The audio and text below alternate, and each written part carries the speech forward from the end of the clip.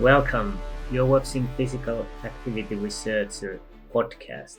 Interviews with world-leading physical activity researchers.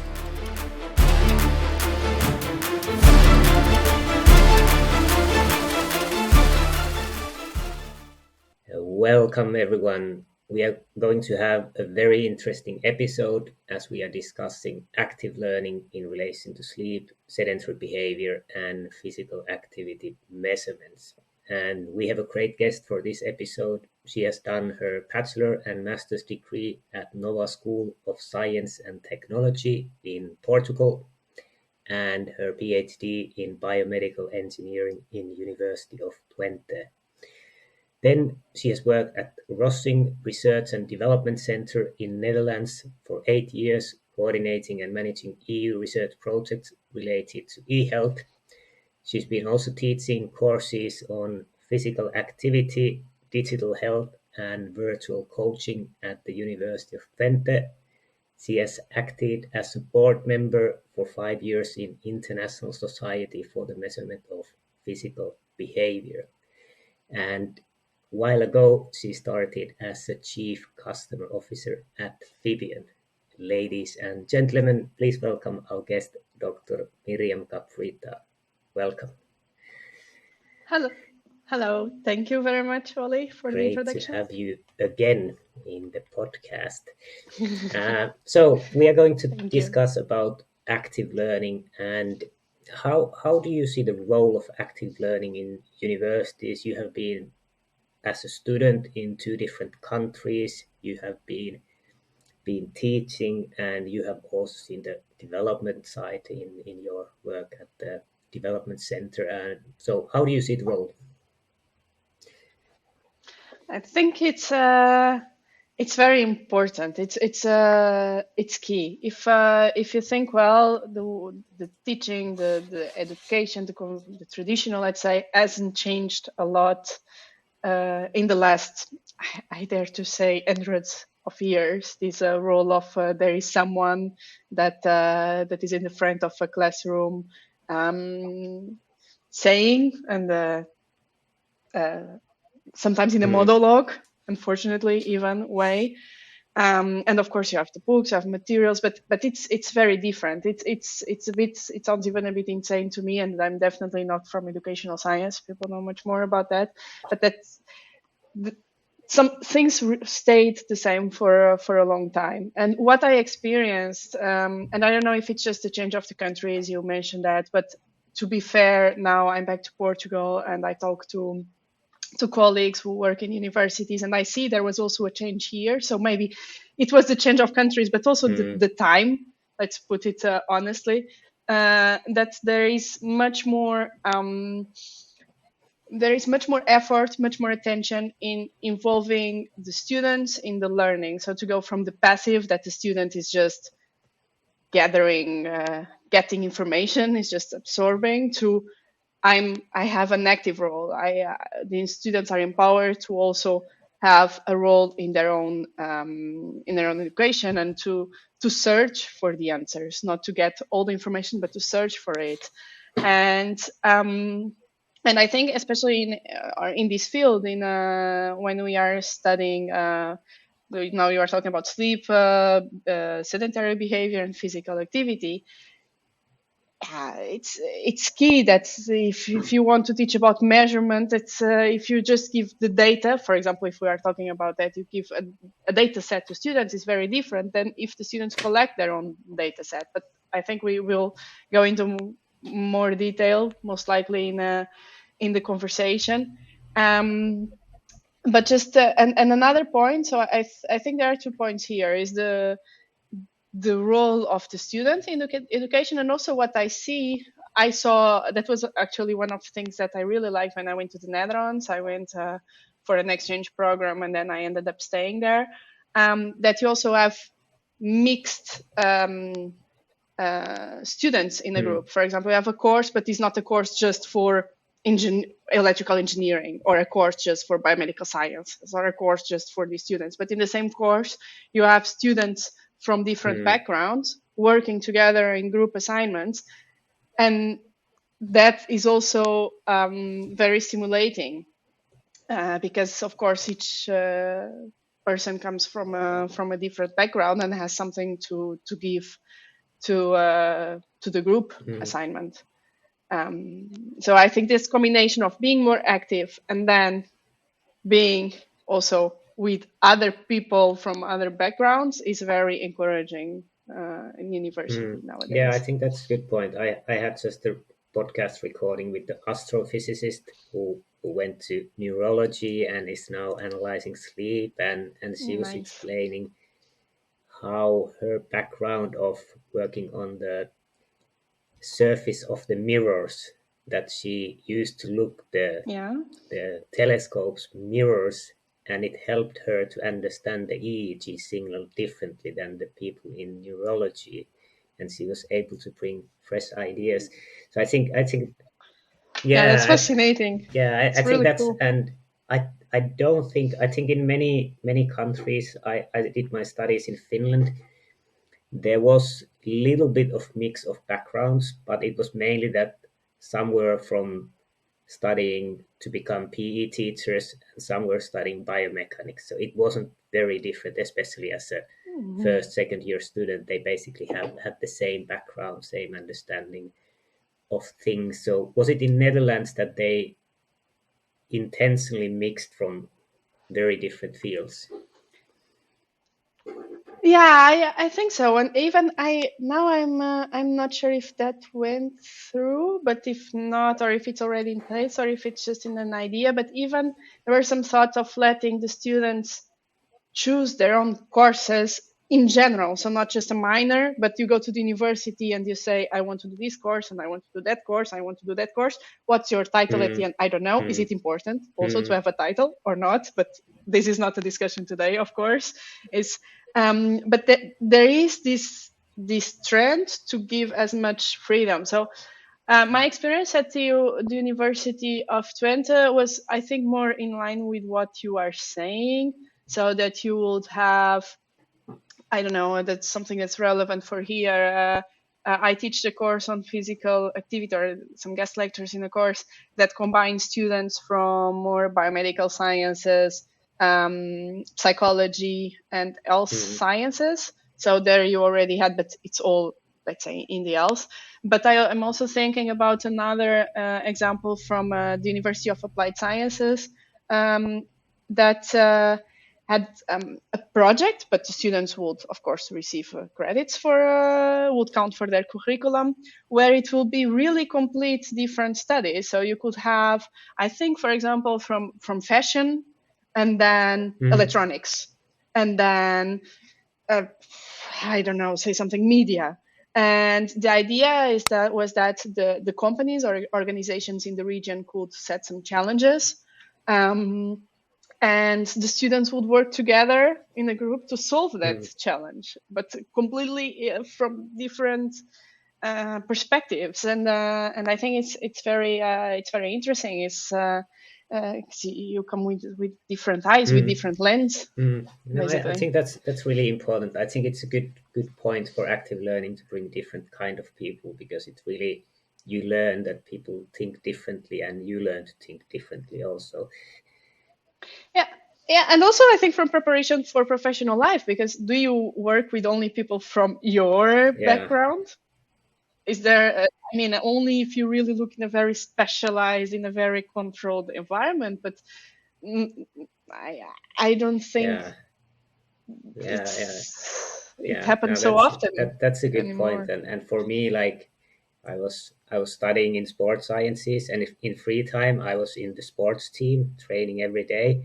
So for me, then understanding that not all the people are training every day, for me that was difficult. So for kind of physical activity promotion, it's like, oh, I have been in this bubble. I have never seen these people. You stay the days in the sports That's science very and then good. the evenings training, and then in the evening you watch from TV some sports. So you never even saw persons that don't do sport every day. So that's a different story. Um, you said that the Yeah. things have changed already in your time, like for example in Portugal, and I think the Mm-hmm. technology is changing, and I remember from the Yeah. biomechanics lab in Uvascular, they still had in a corner a computer which has like that you need to fill in the cards with the holes, and then the results come as the holes in the card. And the younger people here are thinking like, what the hell is he talking? I haven't seen those computers, but I'm thinking like during those times, the active learning probably wasn't very easy. So I think Yeah. the technology have changed Yeah. from those times to our time studying, and then now. How do you see this evolving when we go to future? How do you see the active learning and this kind of active teaching evolving? I think it's a very good question, and just that you say that, just to give my perspective, I know the only course I had with a bit more hands-on practice, if I remember correctly, at university was biosignals, and I had we could measure some EMG, but we had to bring what was it called in English? Yeah, Flap disks, yeah, right? floppy, The yeah, but yeah, flop disk, yeah, that yeah, is it, flop disk. But it was in a period that it was not used anymore. Even for us, it was already okay. We knew what it was. Maybe the new generations don't know, but I remember asking my mother, and I said, "What? Does anyone have one?" And we had to bring it to the yeah, lab yeah, and to if I grab the stop, was it the data. small ones or that like the huge ones? Yeah, the small No, ones. no, Yeah, no, yeah. no. It was the ones I'm I don't so know, old that I like remember this. still the big ones.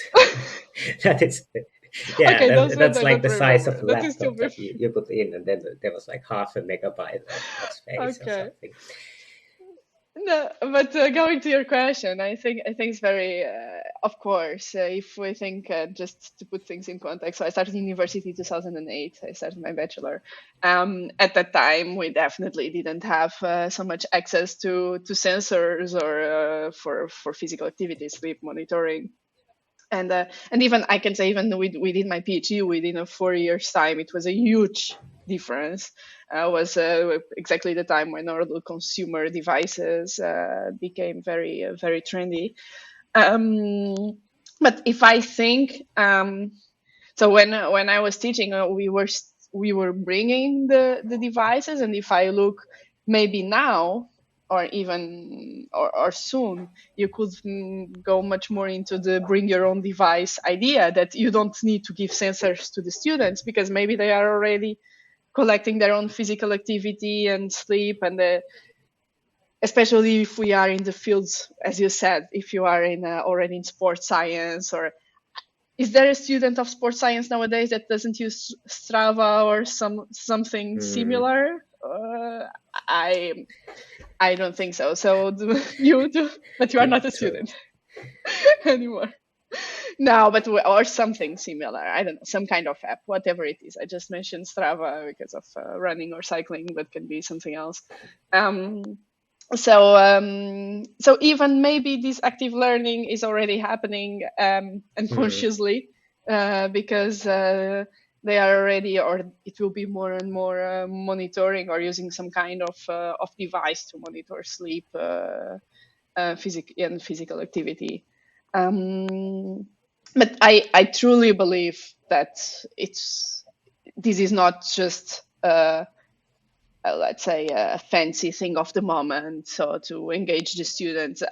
And also another thing that I was thinking when we got the idea for this podcast, you also need a new way to engage students, because I mean, can you imagine now sitting 6, 7, 8 hours in a classroom, listening to a person, and you have your mobile phone, you have your laptop, and you see sometimes on Twitter people saying, "Oh, I don't allow students to bring their laptops," or "I don't allow."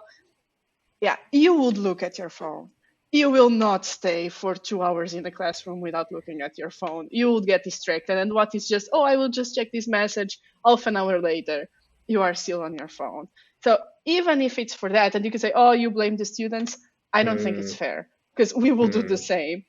So you need other ways to make things more. If you are engaged, if you are in the flow, and just not going into too much into psychology, but if you are engaged with an activity, you won't grab your phone just because. So even if it's because of that, we need other ways of teaching, because this just someone talking.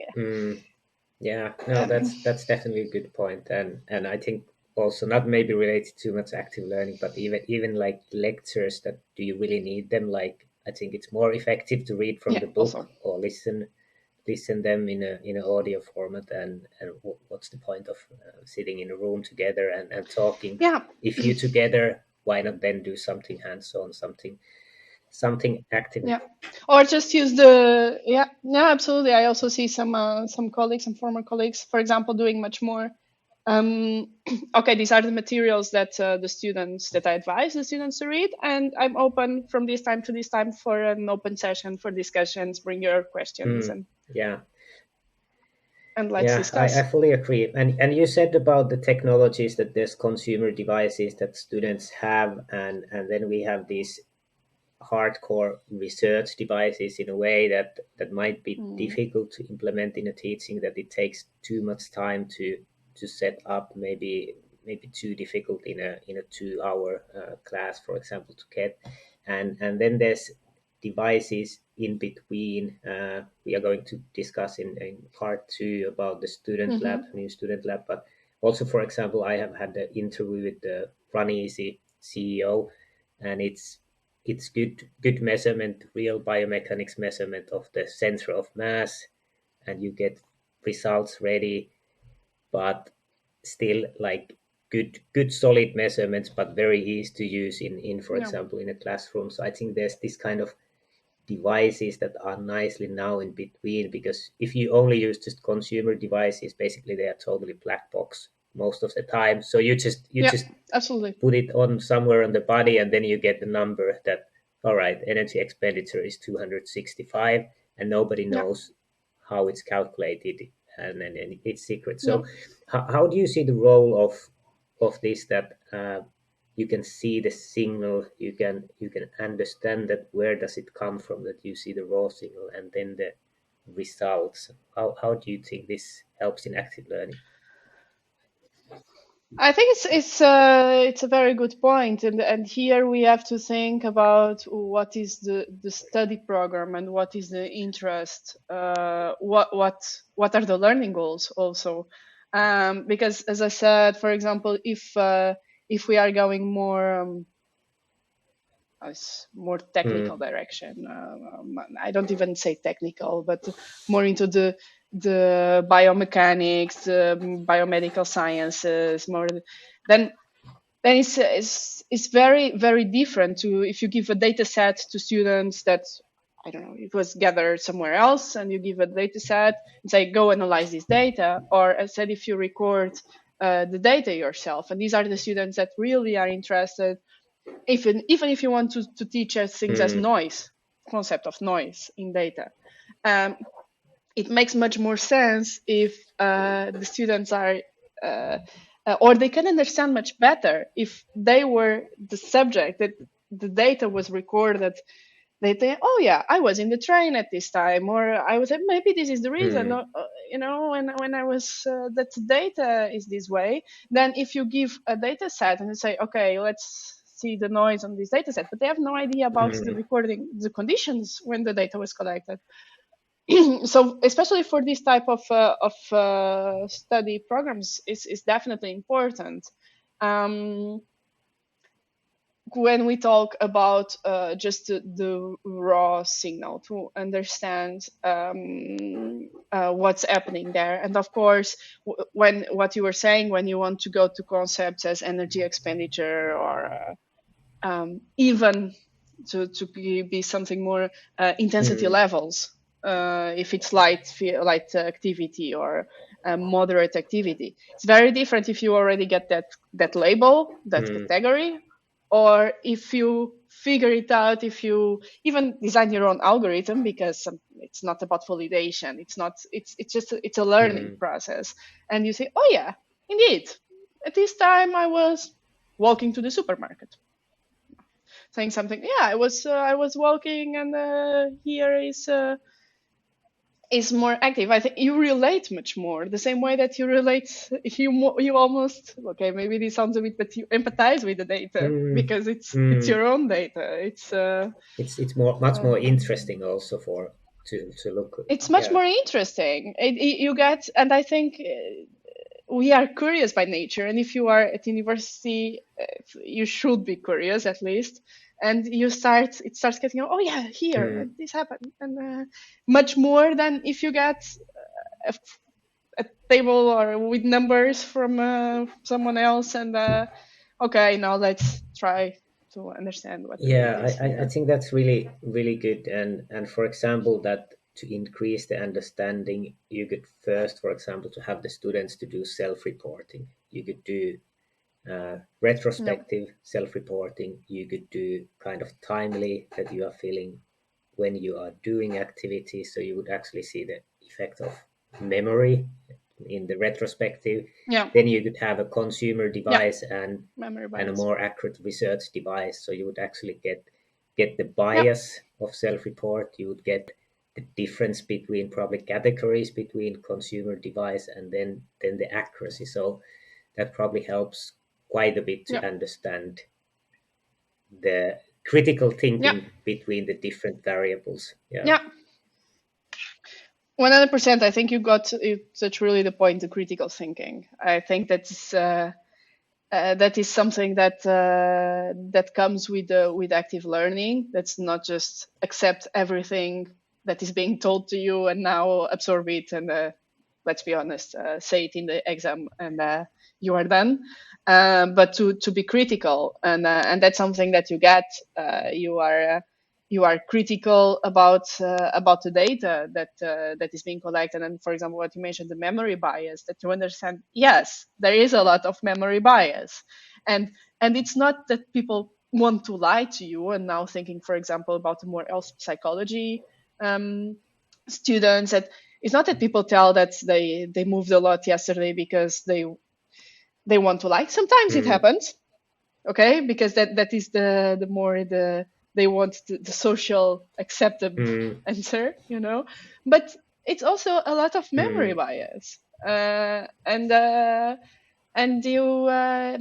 you understand much more when you are a subject, when you are the subject in research too Mm. much, but of the data.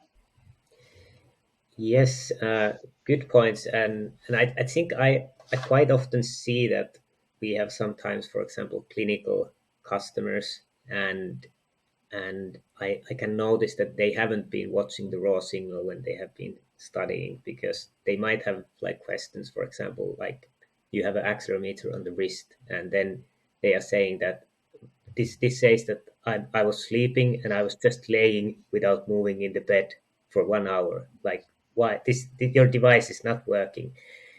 Yeah, And it's very long email discussions trying to explain that how it works. It's not perfect. It cannot detect from the wrist that are you yeah, actually sleeping. And same thing for the different variables, that if you are sleeping in a bed in a way that your leg is hanging down, it cannot it thinks you are yeah, standing, and for example sitting, that you can sit in a bar stool that it's almost standing, and then yeah, like which one does it need to be, how does it measure? So I think we quite often see that difference, that they haven't been looking the raw signal, and it yeah. makes quite a big difference. Yeah, yeah, absolutely. Yeah, so, and that goes to expectations management from Mm, technology. That it's not that you have we don't want that. I think no one wants to have a camera 24/7 around you to say exactly what you were doing. That, as far as I can think, is the only way that you would really have 100% sure of what the person is doing. But no one wants that. And the trade-off not having that is that those type of things happen, that you are laying down in bed and the sensor counts if you only have movement. Then of course we can go if you have heart rate, if you have respiratory, that's okay. You can, mm, the more data you have, the more accurate your prediction or your assessment will be. But Or for example, something that happens a lot, that I came across a lot in the Netherlands, is the cycling. That's why, because it's the students, some students cycle 10, 15 kilometers to go to the university and to come back, and say, yeah, but why does the sensor doesn't recognize cycling? And that is the most of my physical activity in the day. Fair enough. And it is very healthy and it is physical activity, but still the sensor says it's time to go for a move, or the app, not says, but the app says it's time to go for a move. And why does it happen? And it's good to be aware of these things. Yeah, no, that's a good point. And also in active learning, you could, for example, have that the students have sensor on the wrist and on the thigh, Yeah. and then they would actually see the difference that Yeah. the other one is detecting cycling. 100%. How is the difference in intensity detection?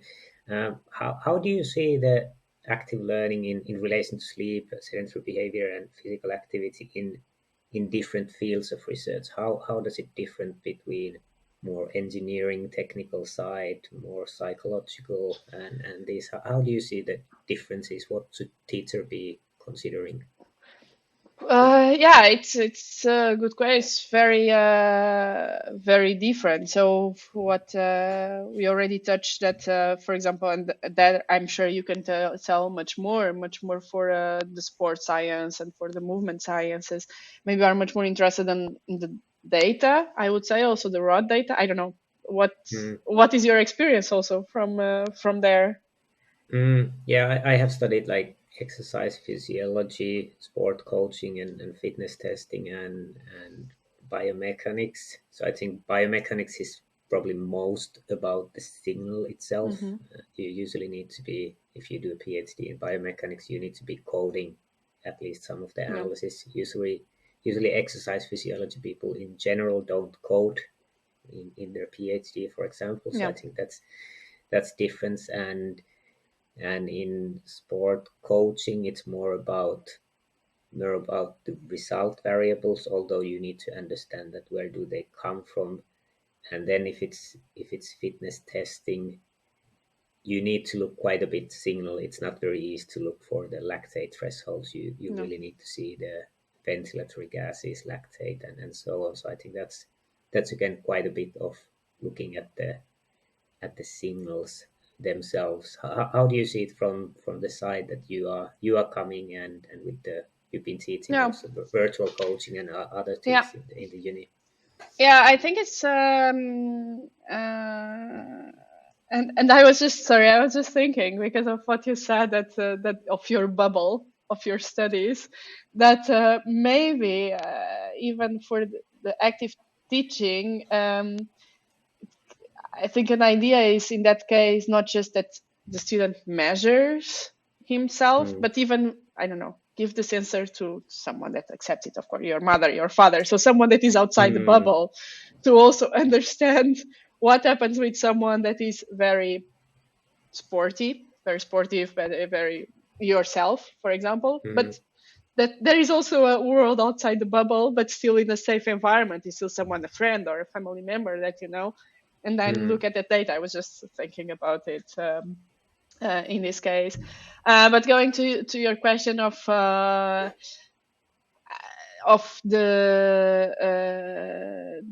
more the clinical, the more psychology side, I think that is a group that or study programs that benefit a lot from hands-on, mm, because one thing is you learn, of course, it's good to be healthy and or to be active for what are the consequences for your health, but it's a very at a very high level, and in what my experience in these cases is that even the students are not aware of how active they are and how just create awareness and what do you expect from other people and what you preach then in your mm, sessions to you need to become healthy and what do you do in reality. And also another thing, and just talking a bit about technology, that I think we cannot imagine that in 10, even now, but let's even talk about 5, 10 years from now, that the clinical professionals will not have contact with any technology, with any digital health in their daily practice, but also that people will come and say, hey, but I did this, the citizen empowerment, the patient empowerment, that the patients themselves are monitoring their physical activity.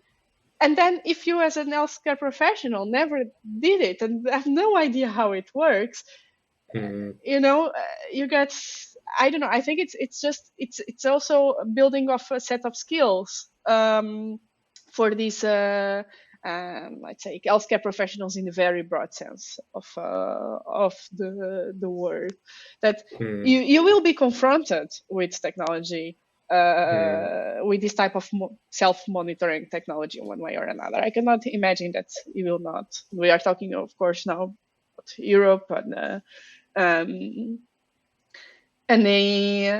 so I think that's, if you do it already while within a university, within a study program, it's also a safe environment to have this first contact with technology, to try it, to test it, to as you said, to be a subject, to create awareness, to understand that technology is not perfect. Expectations management again. That if someone comes to you and say, yeah, technology, you can measure this and you can measure that and you can measure that, you always have that critical thinking, like, okay, but what are we going to do? And also to understand, and then of course it depends then if you are more in a research oriented or not, but to understand the burden that if you ask someone to be monitored, what the little thing that you ask is already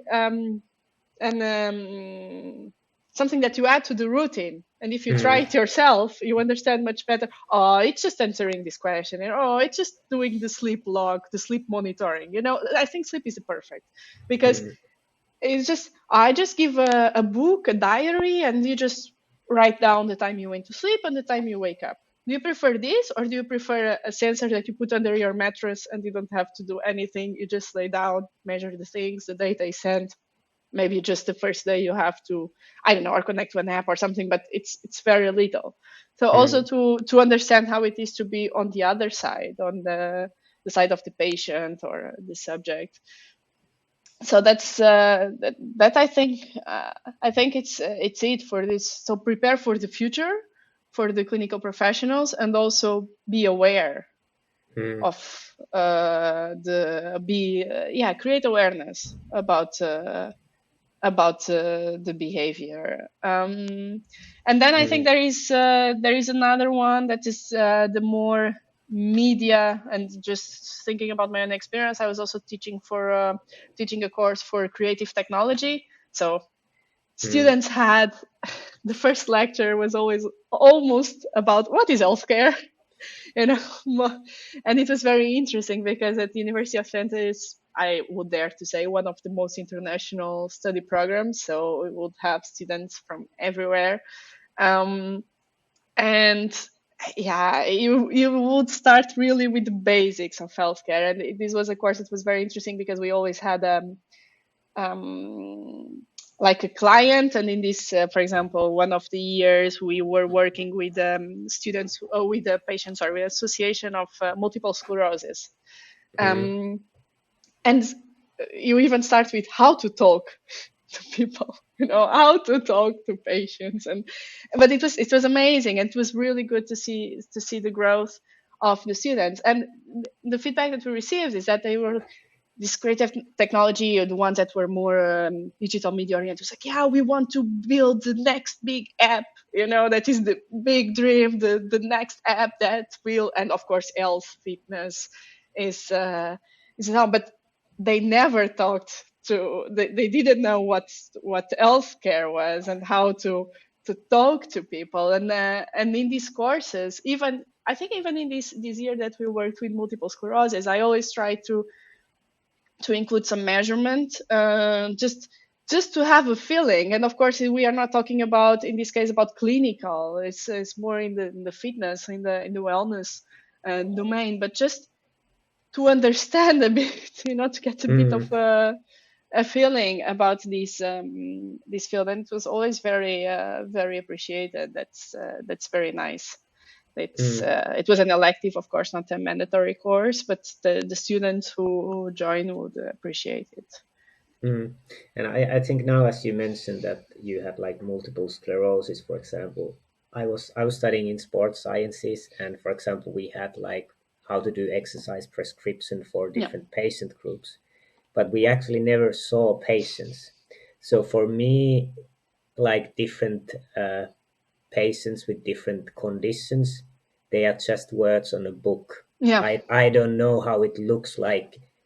How hard can they train? For example, that you for example think cancer patients that oh hmm, they are in a very bad position, but actually I had a recording with Kieran Fairman, and he's been studying cancer patients, that he's saying that the deadlift is the best exercise for cancer okay, patients. And then you're like, oh, deadlift, that's really hard for me also. Like it feels horrible, but yeah, it's understanding, and I think, for example, I lack that. I didn't see the patients groups, so I don't really understand how yeah, they are, and I think that's really a weakness. And I think what you said about this app development, it's really important that if you try to develop an app, that you actually understand what is it. For example, 5-10 years ago, there was a lot of companies that startups that wanted to measure EMG muscle activity. Yeah, that yeah, yeah, you wear this shirt and it's measuring EMG on the gym, and then you see the value. But actually, if you have measured EMG and analyzed a bit, you know that 1 centimeter difference in the location makes a huge difference. hmm, And if you actually done strength training, you know that you don't need any technology. If you just put so much weight that you can only do 5 times and definitely not more, it is the maximum activation. yeah, Whether the number is 1,200 microvolts or 1,500, it doesn't make any difference. It's yeah, about your effort. And and consequently, I think all of those companies are bankrupt or didn't succeed because it just doesn't make sense in my books to measure yeah. EMG in that way. Yeah. Yeah, I think it's a very good point, and if you see, it's not for nothing that you see very often companies, digital health companies, starting by patients that know in the first hand, first person, of course, the struggles. And you have a couple examples of it, or patients, or for example, family members. That also happens a lot with for children, because yeah, who knows better? And another point you mentioned, the patients that you didn't have any contact. For example, what I noticed in this case was a year that really stayed in my mind, is multiple sclerosis group, that also you don't put a label, oh, this person has multiple sclerosis, so has these and these and these, especially with the disease as multiple sclerosis is such a large spectrum. And also for Mm, the same person that happened, so this course took, I think, 3 months. And if the patient has a flare up during this period, the solution that the students were designing at the beginning was not anymore mm, suitable after a flare up, because the condition, the disease progressed, unfortunately. So, to understand that it's not one size fits all, even for one condition. Or, for mm, example, you're talking about the oncology, the patients with people with cancer. Yeah, I mean, what is the spectrum that you mm, have there? Um, and these are things that uh, unfortunately are not so obvious for people who don't have the contact. So it's real world. mm, Even mm, it's to go as basic as that. And yeah, my experience is that the students really appreciate it. Or, for example, in the same course with the same group of students, media, we also had, I think, 2-3 years that we were working with a nursing home for people with dementia. And again, dementia. You have a huge spectrum. It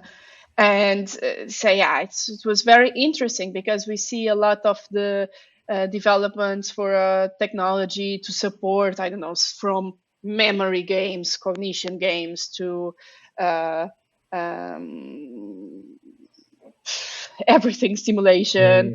And for example, and to go back to the physical activity, one of the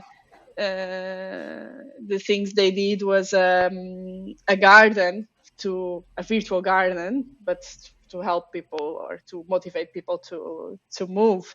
And the type of stimuli that you need to put to someone that is in an early stage of dementia is very different than someone who is at a later stage. Of course, not the bad stage, but further in the disease.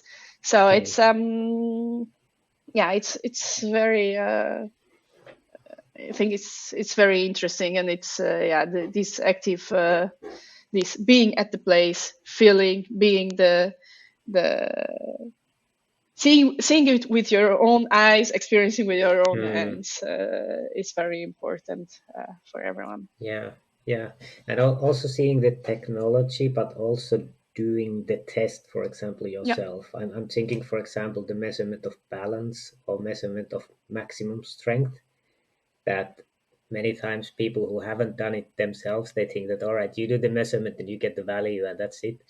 But for example, if you have a really easy balance test that you, for example, stand on both feet, usually old people get the best results because they need to concentrate, and young people are just like standing there thinking about something else, and they are swaying quite a bit. And that was what we get in one study, that Interesting. old people had the best balance because they were actually Okay. concentrating on it, and the young people not. And it is like that. If you put the young people to stand like that, what's the motivation? Like they just, all right, it's 15 seconds, I'm standing here, like, all right.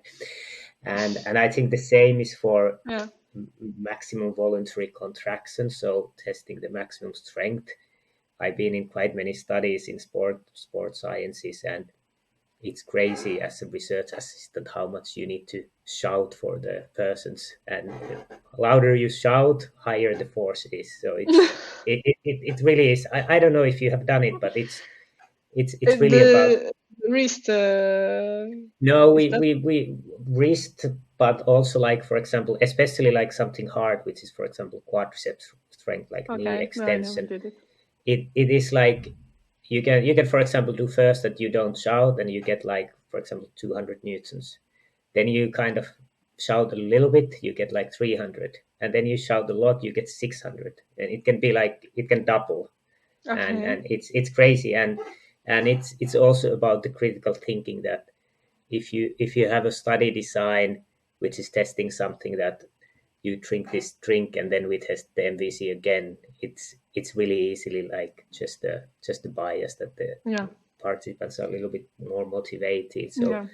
So I think those are Yeah. also important things from active learning, not only the technology, but Yeah. getting the feeling of doing something which is dependent on motivation or focus or something. 100%. Yeah. Yeah, I think we have had good points, and maybe bringing back. I think in what we discussed in active learning, you had a good point of bringing students of different backgrounds, that you get mixing of ideas. You can have different kind of measurements. You can have self-report, consumer devices, more accurate devices, and you can compare. Again, a lot good for the critical thinking. And then that you have different groups of people as participant. It can be patient groups, it can be your parents, that you do a physical activity measurement and an intervention, and see how to give feedback for Yep. them, see how you give feedback from negative results. So I think good points. Hopefully our listeners get something for active learning from this. And in the second part, we will be recording it in a moment. We go a little bit more concrete, as we will introduce the new fibion student lab package, which we have put together. So it will include systems to measure sleep, sedentary behavior, and physical activity in very very easy way. So if you're looking to have a more active teaching in your classes, maybe you want to check this episode.